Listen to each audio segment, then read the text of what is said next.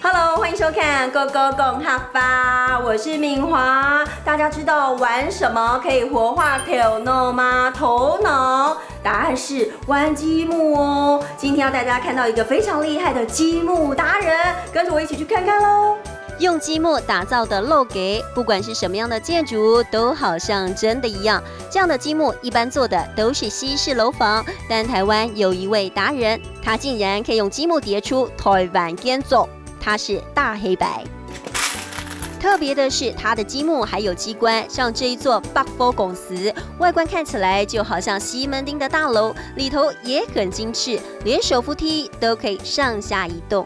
大家看看这个百货公司，真的是栩栩如生。今天的客家单字就要教大家百货公司、百货公司。我们今天还请到了我们的达人大黑白，跟我们一起学这个客家单字。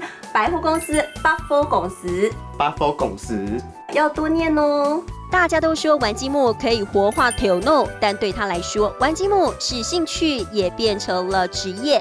尤其是这个用积木复刻而成的龙山寺，更是他的代表作。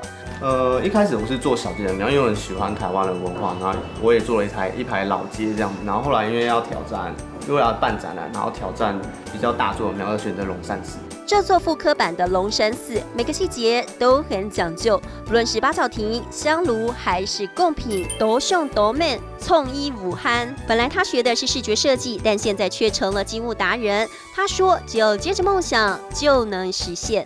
积木达人，你有没有发现他真的非常厉害？可以把这样放大版的这些建筑物，把它缩小成那样，用积木来拼凑出来，真的很厉害哦。那我们今天透过他认识新的词，一起来复习一遍吧。来看到第一个词就是头脑，头脑，头脑。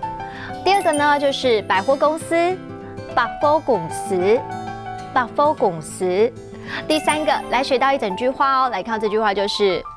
动动脑，创意无限；斗上斗面，创意无憾；斗上斗面，创意无憾。你们都有学会了吗？其实今天学的这个句子呢是非常实用的，斗上斗面，创意无憾，非常实用，你可以记起来，这样你的客语能力就会进步很多喽。下次见，拜拜。